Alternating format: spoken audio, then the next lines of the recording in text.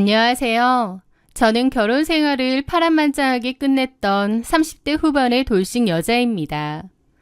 돌이켜보면 제 지난 결혼 생활은 화려한 독버섯 같았습니다. 보기에는 그럴싸해 보이지만 한 입 베어 무는 순간 온몸에 독이 퍼지는 그런 독버섯 같은 인간하고 결혼을 했거든요. 남편은 저하고 같은 학교를 다닌 대학 선배였습니다. 사실 남편은 인물이 좋은 편이고 인기가 워낙 많은 사람이었습니다. 대학 시절에도 꽤 유명했죠. 얼굴도 반반하거니와 성격도 조용조용 차분하니 좀 나른한 편이었습니다. 그런 모습에 끔뻑 넘어가는 여자들도 꽤 많았죠. 네, 저도 그랬습니다. 저도 잘생긴 외모와 부드러운 성격을 가진 그 선배에게 푹 빠져서 오랫동안 짝사랑까지 했어요. 그러다가 사귀게 되었는데 그때까지는 좀 의기양양했던 것 같습니다.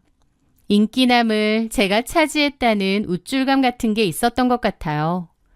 빚 좋은 개살구 혹은 속빈 강정인 줄은 모르고 말이죠.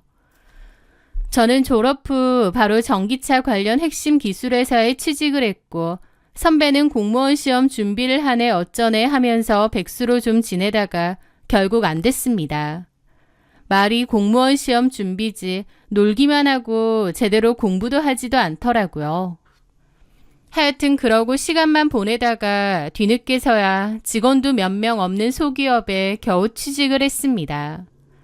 저는 대기업은 아니지만 연봉이든 평판이든 이미 탄탄한 회사에 다니고 있었고 그 선배는 반반한 외모 하나 말고는 별 볼 일이 아무것도 없었습니다. 그런데도 그 선배와의 결혼에 목을 맨 것은 저였어요. 저는 그때까지도 콩깍지가 제대로 씌워져 있었거든요.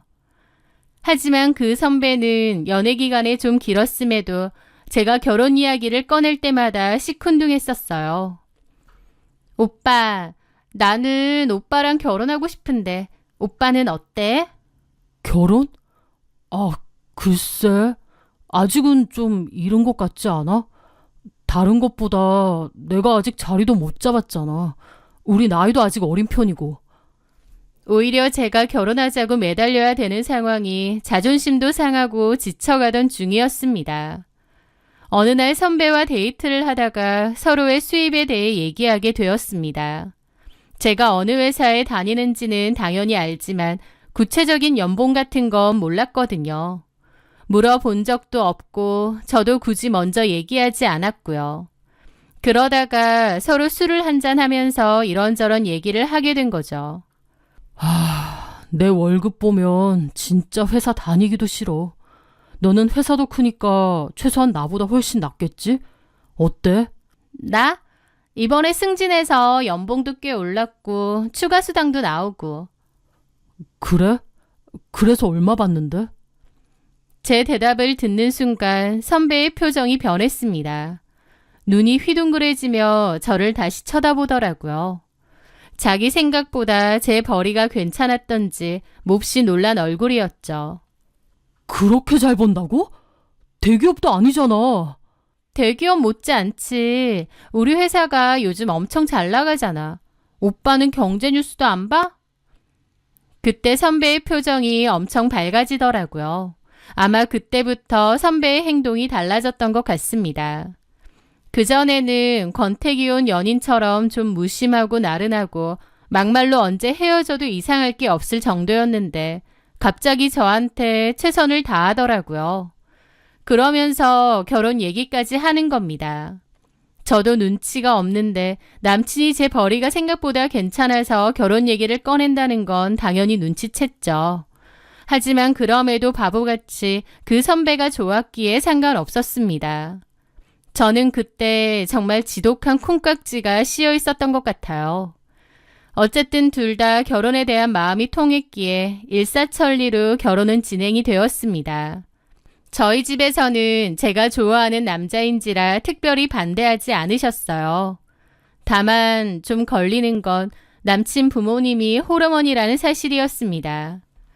남친은 어렸을 때 아버지가 돌아가시고 호르몬이 밑에서 외아들로 자랐다고 하더라고요. 처음에는 이런 사정을 듣고 저희 부모님도 조금 걱정하시고 저도 그랬습니다. 사실 홀어머니의 외아들이라 하면 이미지가 좀 그렇잖아요. 시집살이도 심할 것 같고요. 하지만 막상 시어머니를 만나 뵙고 나니 굉장히 쿨하신 스타일 같더라고요. 너네끼리 알아서 살아라 하시는 스타일이었죠. 그래서 마음을 놓았습니다. 그렇게 결혼 준비를 하는데 결혼을 2주 앞두었을 때 그 문제가 터졌습니다. 그날은 선배가 제 차에 핸드폰을 놓고 갔더군요. 핸드폰을 찾을까봐 어머님께 연락을 드려놓고 무심코 선배의 핸드폰을 보았는데요. 비밀번호로 잠겨 있더라고요. 그 비밀번호 잠금 화면을 본 순간 갑자기 궁금해졌습니다. 제 기억에 원래 잠금이 있는 핸드폰이 아니었던 것 같은데 왜 갑자기 잠금을 해놨는지 의심스러워진 거죠. 저희는 오래 만났었고 아이디나 비밀번호 같은 것도 서로 대충 알고 있었거든요. 그래서 익숙한 번호 몇 개를 쳐보니까 하나가 맞아떨어지더라고요.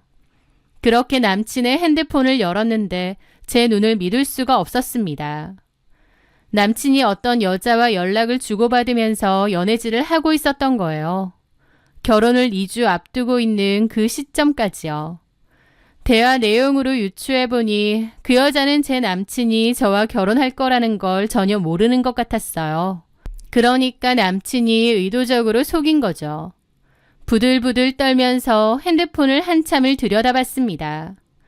그 여자랑 실제로 만나서 찍은 사진들도 있었죠. 둘 사이는 참 다정해 보였고요. 그리고 자기야, 사랑해 등등 둘은 누가 봐도 연인 사이였습니다. 잠시 후 어머님께 연락을 받은 남친이 핸드폰을 찾으러 왔을 때 저는 그의 따귀를 때리면서 핸드폰을 던졌습니다. 제가 보고 있던 화면을 본 남친의 얼굴이 새하얘지더군요. 언제까지 날 속이려고 했던 거야? 결혼해서도 총각 행세를 하고 다니려고 했니? 결혼 2주밖에 안 남았는데 어떻게 이런 짓을 하고 다닐 수가 있어? 제가 소리를 지르자 남친은 무릎을 꿇고 빌기 시작했습니다. 눈물까지 흘리면서 변명하는 내용은 이러했어요. 솔직하게 말할게. 남자들 그런 거 있어. 넌 모르겠지만 결혼 전에 괜히 우울하고 내 자유는 이렇게 끝나나 싶고 그런 거. 그래서 친구들하고 나이트를 갔다가 만난 여잔데 그냥 가볍게 좀 만났던 거야. 그냥 잠깐 놀다가 이제 정리하려고 했어. 진지한 사이도 아니야. 웃기지 마. 우리는 끝이야. 저는 남친에게 헤어짐을 고했고 집에 와서 부모님 모르게 펑펑 울었습니다. 결혼 2주 앞두고 이게 무슨 날벼락인가 싶었죠. 그런데 말은 헤어지자고 했지만 쉽지가 않았습니다. 2주밖에 안 남았는데 준비해둔 것도 많은데 이제 와서 결혼을 취소하자니 후폭풍이 두려웠던 거죠. 파혼 딱지가 붙는 것도 싫고 주변 사람들 입에 오르내리는 것도 싫고요. 사실 살면서 그런 거 아무것도 아닌데 또 이혼보다 파혼이 나은데도 어리석었던 그때의 저는 결국 제 무덤을 파고 만 거예요. 게다가 사이사이 남친도 잘못했다고 다시는 이런 짓 안 한다고 눈물로 사죄하며 정말 싹싹 빌었고요. 그때 마음 먹고 그만두었어야 했지만 결국 그만두지 못하고 결혼을 진행시켰습니다. 이 일에 대해선 아무에게도 말하지 않았고요. 어찌저찌 결혼은 했지만 식장에 가서도 마음이 내내 불편하더라고요. 결혼을 안 했어야 되는데 해버린 느낌이었죠. 다소 냉랭한 분위기로 신혼여행을 지내고 돌아와서 내내 생각에 잠겼습니다. 그리고 제 마음을 고쳐먹기로 했어요. 결혼을 안 했으면 몰라도 이미 한 결혼이고 나를 위해서라도 그 사건은 그냥 묻고 넘어가자라고요. 그렇게 저는 남편을 용서하고 받아주기로 한 거죠. 남편과 술 한잔 하면서 허심탄회하게 이런저런 얘기를 했습니다. 그러면서 저번에 있었던 그 사건을 얘기하니 남편은 죽을 죄를 지었다며 다시 한번 미안해 하더라고요. 그 여자랑은 깨끗이 정리한 것이 확실하다는 답변을 다시 받고 화해를 했습니다. 남편의 말대로 결혼 전 잠깐의 불장난이라고 생각하고 넘기기로 한 거죠. 다만 약속을 하나 걸었는데요. 앞으로는 핸드폰에 잠금을 걸지 말라고 했습니다. 무조건 내가 보고 싶을 땐 볼 수 있도록 하라고요. 남편도 군소리 없이 동의했죠. 그렇게 그 일은 없던 일로 하기로 하고 한동안은 평화롭게 지냈습니다. 그리고 결혼 1년 후 임신도 하게 되었죠.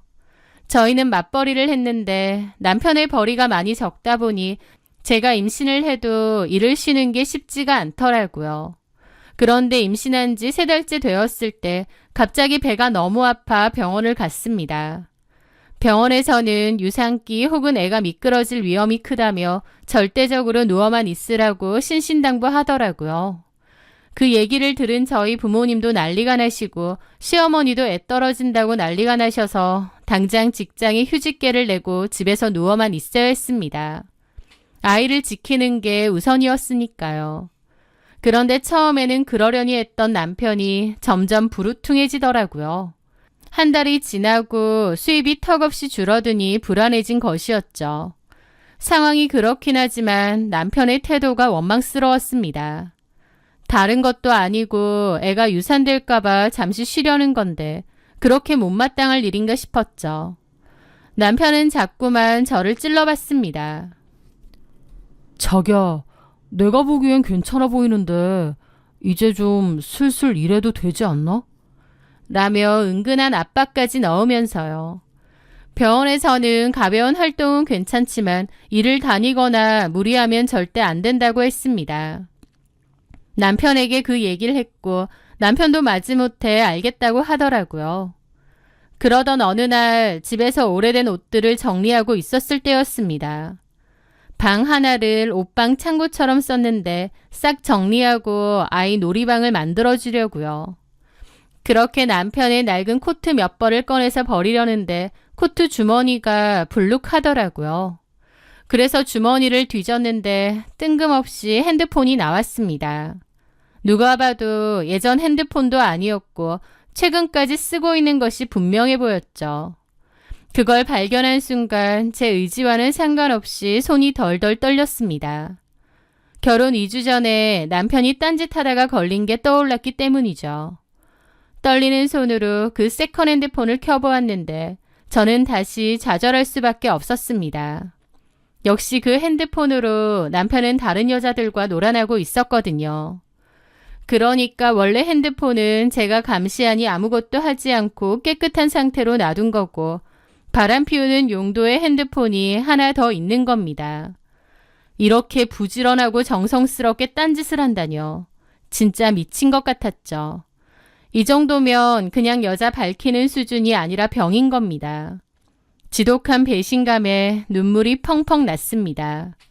임신까지 한 아내를 두고 어쩜 이럴 수가 있는지, 게다가 한번 걸려서 그렇게 빌어놓고 어떻게 또 이러는지, 심지어 충동적인 것도 아니고 이렇게 계획적으로 바람을 핀다니요. 남편이 죽도록 밉고 원망스러웠습니다. 결혼 전 사람들 눈이 무서워 파혼 생각을 못했던 저지만 그때는 도저히 못 참겠더라고요. 아, 이건 이혼해야 된다. 이 인간은 이 버릇 절대 못 고친다 싶었거든요. 무슨 정신이었는진 모르지만 어쨌든 그나마도 정신을 부여잡고 떨리는 손으로 그 증거들을 전부 제 핸드폰으로 찍었습니다. 그렇게 몇 시간을 이것저것 뒤져보고 찍어놓고 난리를 쳤는데 어느 순간 하혈을 하더라고요. 너무 큰 충격 탓이었던 것 같습니다. 다급히 119를 불러 병원에 갔습니다. 하지만 결국 아이는 유산되었어요. 남편의 바람, 아이의 유산, 그 모든 일이 하루에 일어난 일이라는 게 믿어지지가 않았지만 분명 제 눈앞에 펼쳐진 끔찍한 현실이었습니다. 일단 수술을 해야 했어요. 수술하고 몸조리하고 집에 올 때까지 남편에게는 한마디 말도 안 했습니다. 남편은 제가 몸이 안 좋고 임신 상태가 불안하더니 결국 유산했다고 생각하더라고요. 지 때문이라고 생각 못하고요. 아이가 유산되었는데도 애 아빠로서 상심하는 모습이 없었기에 더욱 화가 났습니다. 저는 이를 바득바득 갈며 참다가 집으로 태어나는 날 화가 터졌습니다. 남편의 바람을 추궁하고 숨겨둔 핸드폰도 전부 봤다고 말했죠. 남편은 이번에도 빌기 시작했어요. 미안해. 안 그래야지 하면서도 어쩔 수 없이 그렇게 됐어. 어쩔 수가 없다고? 누가 당신 목에 칼 대고 바람피라고 협박이라도 했니? 핸드폰까지 하나 더 개통하면서 바람핀 주제에 어쩔 수가 없다고? 당신은 진짜 답이 없구나. 이번에는 저도 참을 수가 없었죠. 저는 당장에 전화를 걸어 시댁으로 간다고 얘기하고 남편과 함께 어머님을 찾아갔어요. 어머님은 유산하고 몸조리 해야 할 제가 오니 뭔 일이 있기는 있나 보다 짐작은 하신 것 같았습니다. 저는 어머님께 그동안 남편이 저질렀던 짓을 모두 얘기했습니다. 어머님도 아셔야 할 일이라고 생각했어요. 결혼 전 바람부터 시작해서 임신 중에도 다른 여자랑 놀아나면서 무려 핸드폰을 2개씩이나 갖고 다녔던 것 전부 얘기했습니다. 그런 말이 있잖아요. 며느리도 자식이라고요. 제가 물론 결혼한 지 얼마 되지는 않았지만 아들이랑 같이 살았고 손주도 가졌었고요. 그리고 다른 걸 다 떠나서 같은 여자끼리 제가 처한 상황이 얼마나 끔찍했겠나요. 아들을 나무라고 저한테 미안한 척이라도 하실 줄 알았습니다. 그런데 제가 예상했던 반응과는 정반대의 반응을 보이시더군요. 평소에 쿨한 척, 깨인 척은 혼자 다 하시던 어머님인데 제 이야기를 다 듣고 나서는 오히려 저한테 버럭 고함을 지르시는 겁니다. 그래서 나더러 어쩌라고. 나한테 무슨 얘기가 듣고 싶어서 그런 말을 하는데. 우리 종현이가 솔직히 인물이 좀 잘났니? 남들이 배우하라고 할 정도야. 인물 워낙 좋다 보니 졸졸 쫓아다니는 여자도 많은 거지. 여자애들이 그렇게 들이대는데 마음 약한 종현이도 넘어간 거겠지. 또 너도 임신했다고 유난 떨면서 남편한테 소홀하게 구니까 종현이도 밖으로 눈 돌린 거 아니겠니? 오히려 네가 남편 마음 잘 붙들고 있어야지. 그것도 못해놓고 왜 나한테 그래? 어머님의 말에 벙쪄서 말도 안 나왔습니다. 어머님은 계속 저만 나무라시더군요. 톡 까놓고 내 자식에 비해 네가 인물도 떨어지고 직장 좀 낫다 싶은 거 말고는 별 볼 일 없잖아. 우리 종현이에 비해서. 그래도 내 자식이 좋다 하니 장가 보낸 거야. 어디서 고마운 줄 모르고 시어머니 앞에 남편 흉이나 잡으러 와. 네가 그러면 내가 우리 아들 편 들지 네 편 들겠니? 그만 속 시끄럽게 하고 너네 집 가라. 듣기도 싫다. 저는 바보같이 아무 말도 못하고 충격받은 채로 집으로 돌아왔습니다. 그리고 한동안 몸살까지 앓았어요. 남편은 기어코 자기 엄마한테 그걸 다 말해야 직성이 풀리는 거냐며 도리어 큰 소리치고 쌀쌀맞게 구는 겁니다. 적반하장으로요. 게다가 상황이 그렇게 되니 바람 피운 것에 대해서 이제는 미안해하지도 않았습니다. 처음에는 미안하다고 형식적인 사과라도 했지만 나중에는 뭐 어쩌라고 그 얘기 좀 그만해라. 지겹다. 꼬우면 이혼해라. 는 반응이었어요. 이 남자랑 결혼한 것부터가 실수였고 어머님에게 찾아가 하소연하면 내 편이 되어주리라 믿었던 것도 저의 멍청한 실수였습니다. 아니, 그냥 이 결혼 생활의 모든 것이 다 실수였던 거죠. 몸도 아팠지만 마음이 더 아팠습니다. 실수를 돌이킬 수 있는 방법은 이혼밖에 없었습니다. 저는 휴직을 했던 회사에 복직을 했고 회사를 다니면서 차근차근 이혼 준비를 시작했습니다. 그때 저에게 놀라운 일 하나가 생겼습니다. 웬 여자 한 명이 저를 찾아온 것이었죠. 회사를 퇴근하는데 멀리서 저를 알아보더니 다가오더라고요. 그 얼굴이 어딘가 익숙해 보였는데 황당하게도 그 여자는 제 남편과 바람을 피우는 상대였던 거죠. 저는 어이가 없어서 헛웃음을 지었는데 그 여자는 당당한 표정과 말투로 할 얘기가 있다고 하더군요. 유부남이랑 바람핀 주제에 참 어이없게도 당당했죠. 뭐라고 하는지 한번 드러나 보자 싶어서 일단 근처 카페로 갔습니다. 날 찾아온 이유가 뭐예요? 제가 묻자 그 여자는 웃으면서 얘기했습니다. 알 것 같지 않으세요? 제가 무슨 말을 할지. 종현 오빠가 너무 힘들어해서 제가 왔어요. 와이프한테는 도저히 말을 못하겠다고 그래서 제가 전해드리려고요. 뜸들이지 말고 본론만 얘기해요. 이혼해주세요. 종현 오빠랑 저랑 결혼하고 싶어요. 애정 없는 결혼 생활하는 거 그쪽한테도 의미 없잖아요. 정현 오빠 말로는 어차피 그쪽도 이혼 생각하고 있다는 것 같던데 질질 끌 필요 있나요? 물론 저도 이혼을 염두에 두고 준비를 하고 있었던 건 맞습니다. 그런데 이혼을 해도 피해자인 제가 결단을 내리고 하자는 게 맞죠. 어디 상간녀가 본처한테 이혼을 강요하나요? 참 기가 막히더군요. 그러면서도 한편으론 이 여자는 왜 저렇게 사나 싶은 겁니다. 나이도 어려 보이고 하고 다니는 행색을 보니 부족함 없이 큰 것 같은데 유부남이랑 만나고 그 유부남 대신 본처 만나서 이혼해달라니 어쩌니 말이나 전하고요. 꽤나 당당한 척 했지만 그 꼬라지 자체가 어이없고 웃겼습니다. 그래서 그냥 무시하고 일어나려는데 그 여자가 제 발길을 잡는 말을 하더군요. 종현 오빠 어머님도 저희 사이 다 알고 계세요.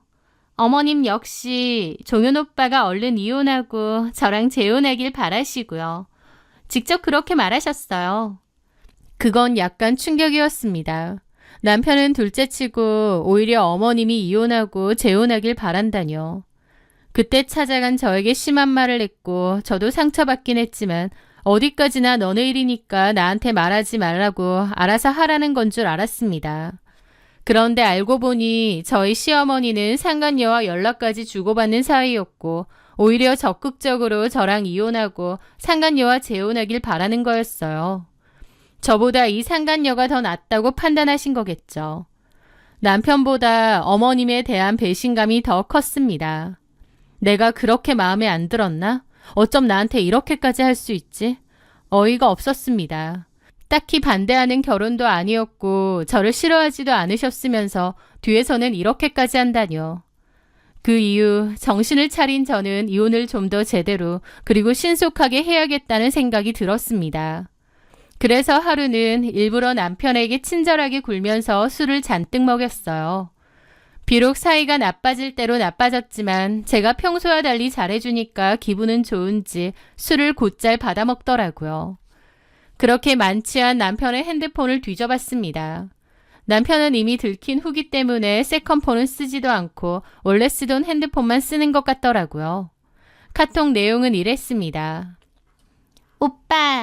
오빠 와이프만 이혼해서 순순히 나가주면 우리 바로 결혼식 올릴 수 있어. 내가 부모님한테는 잘 얘기해 놨으니까. 빨리 그렇게 됐으면 좋겠다. 근데 오빠 입 조심해야 돼. 오빠 재혼인 거 엄마 아빠 모르시니까. 걸리면 나 진짜 죽어. 우리 아빠 정치계 입문하려고 준비하는 거 알지? 잘 알지. 준비 많이 하고 계시잖아. 비밀로 해야 돼. 걸리면 결혼이고 뭐고 나 진짜 머리 밀리고 쫓겨날 수도 있어.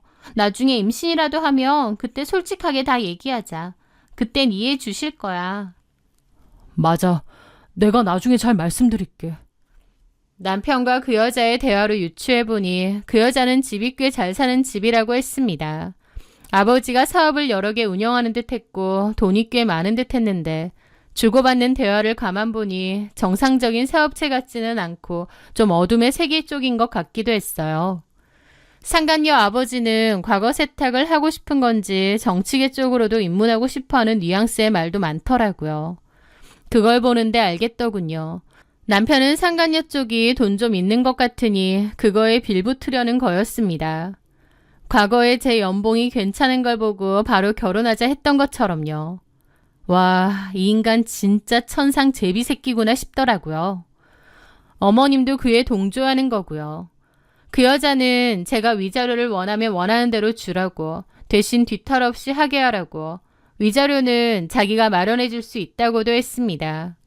몇 천만 원 위자료도 턱턱 대신 내줄 만큼 재력가면서 유부남 좋아서 쩔쩔 매는구나 싶어서 헛웃음이 나더라고요. 저는 일단 증거를 전부 수집했습니다. 그 후 남편은 그 여자의 말처럼 저한테 위자료를 넉넉히 준다며 이혼만 해달라고 했습니다. 남편은 상간소송은 절대 하지 않는 조건이라며 꽤 많은 금액의 위자료를 지불하겠다고 했습니다. 한마디로 제 입막은 비용이죠. 그 여자가 대신 내주는. 저는 좋다고 추가적인 상간소송은 절대 없이 이혼하겠다고 했고 그 돈은 받았어요. 그리고 협의 이혼하기로 했죠. 조정 기간이 진행되는 동안 남편은 그 여자와의 결혼 준비도 바로 시작하는가 보더라고요. 그렇게 남편과 저는 신속한 이혼이 되었고 그 남편과 그 여자의 결혼식 날짜와 시간을 따로 알아봤습니다. 그리고 그 날짜를 기다리며 복수극을 준비했죠. 저는 남편에게 돈도 받았으니 약속대로 상간소송은 할 생각이 없었습니다. 그리고 소송은 저에게 필요도 없었어요. 왜냐면요. 저는 소송 없이 직접 다이렉트로 알려줄 생각이었거든요. 대망의 결혼식 날 결혼식에 몰래 갔었죠. 그리고 일부러 눈에 띄지 않는 구석에 조용히 자리를 잡고 그리고 그들의 가장 행복한 순간이 가장 끔찍한 순간으로 바뀌기를 기다렸습니다. 상간녀의 아버지가 지역에서 꽤나 힘 좀 쓰는 사람이어서 그런지 하객도 엄청나더라고요. 곧 결혼식이 시작되었고 양쪽 부모님이 화촉점화를 하더군요. 그리고 전 남편이 늠름한 척하며 입장을 하는데 그 모습이 너무 역겨웠습니다. 잠시 후 상간녀가 그의 아버지와 손을 잡고 입장하며 두 사람이 나란히 섰을 때였습니다. 모든 스포트라이트가 비춰질 때였습니다. 저는 달려나가 미리 준비해온 가방에서 전단지를 확 공중에 뿌렸습니다. 전단지에는 전 남편과 상간녀가 나눈 카톡 내용이 적나라하게 담겨 있었습니다. 오빠 와이프만 없으면 바로 결혼할 수 있어. 우리 아빠가 정치계 입문 준비 중이니 오빠 재혼인 건 절대 비밀로 해야 해. 같은 내용들이었죠. 저희 시어머니가 저를 내치기 위해 상간녀와 작당했던 대화 내용도 포함되어 있었습니다. 전단지가 퍼지면서 아수라장이 되었고 식장은 순식간에 수근거리는 소리로 가득 찼습니다. 하객들은 바닥에 떨어진 전단지를 주워 읽고는 경악을 금치 못하며 단상 위에 두 사람을 쳐다보았죠. 전 남편과 시어머니는 그제야 상황 파악이 된 듯 얼굴이 새하얘졌습니다. 저는 그 모습을 똑똑히 지켜보며 외쳤습니다. 제 목소리는 사회자의 목소리를 덮고 식장에 쩌렁쩌렁 울려 퍼졌습니다. 안녕하세요. 저는 신랑 김종영과 얼마 전 이혼한 전처입니다. 여기까지만 말했는데도 장내는 웅성거리는 소리로 가득 찼습니다. 상간녀는 저를 보며 직원들은 뭐하냐고 쫓아내라고 소리를 질렀고 전 남편은 벙쪄서 보고 있더라고요. 전씨 모두 난리를 쳤지만 저는 상관하지 않고 계속 말했습니다. 제가 너무 억울해서 이 자리에 이렇게 섰습니다. 남편은 결혼 생활 내내 습관적인 불륜을 저질렀고 시어머니는 그에 동조했습니다. 그리고 저 신부 한예은도 모든 것을 다 알고 위자료도 내줄 테니 이혼해달라고 하더군요. 저 뻔뻔한 인간들 때문에 제가 이 자리에 선 겁니다. 상간녀의 아버지가 자리에서 벌떡 일어나는 게 보였습니다. 그의 얼굴은 분노로 시뻘겋게 달아올라 있었죠. 가정 있는 유부남과 바람 피우고 돈으로 입마금한 결혼이 결코 행복할 순 없을 겁니다. 여기까지 말했을 때 웨딩홀 직원들이 달려와 저를 제지했고 저는 순순히 그들의 손에 이끌려 예식장을 떠났습니다. 저는 그 과정에서 조금 더 저항하지 않았습니다. 제가 하고 싶었던 말은 다 했으니까요. 식장을 빠져나오는 제 등 뒤로 온갖 소리들이 뒤엉켜 들려왔습니다. 상간녀의 아버지가 고함을 지르는 소리, 상간녀 쪽 어머니가 땅을 치고 우는 소리, 하객들이 경악하며 웅성거리는 소리와 모든 것이 끝났음을 직감한 전 남편의 공허한 비명까지도요. 저는 그 모든 소리를 뒤로하고 미리 시동을 걸어둔 제 차에 올라탔습니다. 손이 벌벌 떨려오더라고요. 하지만 속은 후련했습니다. 뒷감당은 모르겠고 일단 그렇게 해야 제가 살겠더라고요. 그렇게 저는 그 결혼식장을 빠져나왔습니다. 그렇게 전 남편의 결혼식이 파토나고 얼마 뒤 전화 한 통이 걸려왔습니다. 전 시모였는데 악을 쓰더라고요. 너 진짜 미쳤니? 미치려면 곱게 혼자 미칠 것이지 뭐 하는 짓이야. 네가 우리 아들 인생 망쳐놨어. 너 때문에. 어떻게 이런 짓을 벌이니? 착각하지 마세요.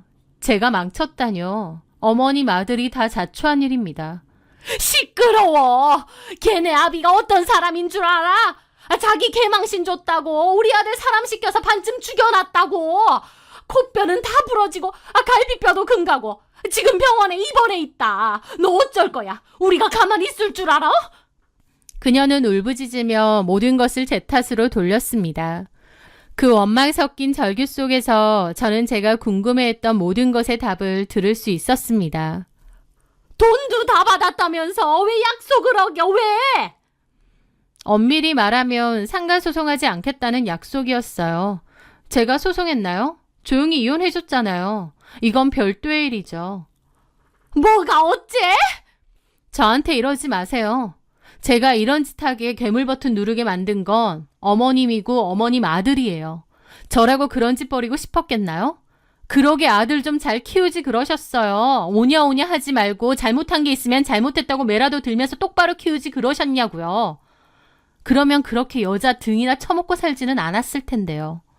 그리고 그쪽 여자 아버지한테 두들겨 맞아서 반 송장됐다고요?